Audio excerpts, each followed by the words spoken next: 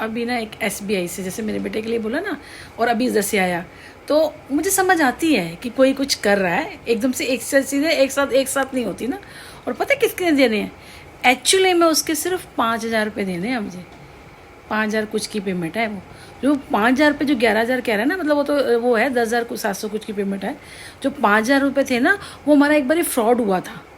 तो वो लड़की ने पैसे निकाले थे, तो पहले तो उन्होंने डाल दिए थे हमारे अकाउंट में ना, पता नहीं क्या हुआ, फिर अकाउंट से ही पैसे निकाल लिए। तो वो चीज़ मैंने उसको बताई सारी बातें। तो मेरा बेटा कहता है ऐसे, मैं कहा ऊपर बुलाती, क्योंकि मैं अकेली थी, बेटा बाहर गया था, तो मैंने उसको ऊपर नहीं बुलाया, वरना मैं उसको ऊपर बुला लेती ना।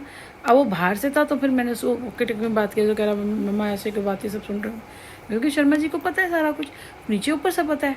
जो कर्ज है ना, ये हमारा नहीं किया, हमसे करवाया गया है। हमारा काम रोका गया 2-3 साल से। हम विपिन गार्डन में गई थी ना, तब भी काम रोका गया था, हमें कहीं यहाँ से फंसा रहे हैं, कहीं यहाँ, और इतना लंबा भी नहीं है, क्योंकि हम एक्चुअली हम खर्चा करते ही नहीं है। हम बस मुश्किल से 2 रोटी खाते हैं हम, बाकी हम कोई फालतू का कपड़ा नहीं लेते, कुछ नहीं करते, कोई मेकअप का सामान नहीं है, कोई पार्लर का खर्चा नहीं है। बेटा भी 1-1.5 महीने के बाद बाल कटवा के आता है, वो भी कोई है विपिन गार्डन में ही है, वो 50 रुपये में वहाँ कटवाया आता है, या एक जगह और है वहाँ कटवाया आता है 50 रुपये में, 100 रुपये वाले में नहीं जाता। बहुत सारी चीज़ें हम बस नॉर्मल, अगर पूरा महीने का लगाए ना हम दोनों का खर्चा, तो 3,500-4,000 रुपये हम दोनों का ऐसे रह रहे हैं। ये बंदा हमें ऐसे घोल रहा है, 4 साल हो गए हमें, 4 साल से ऐसे मार रहा है। पैसे थे तो थोड़ी मजबूती थी, लेकिन अब तो उसने समझो हमारा खाना पीना भी बंद कर दिया है।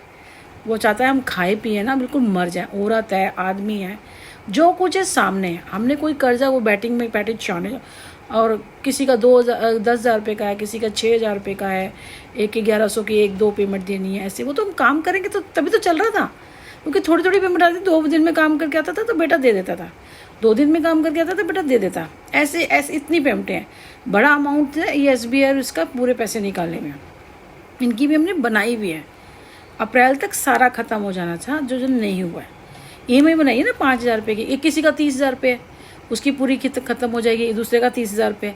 इतना लंबा चौड़ा नहीं, और ये आ रहे हैं घर पे 5,000 या 10,000 रुपये के लिए घर पे आ रहे हैं, तो बड़ा अजीब लग रहा है, अजीब लग रहा है। बात करी, वो चला गया, कह रहा मैं मंडे करता हूँ। मैं कहा मेरे पास तो कार्ड ही नहीं है।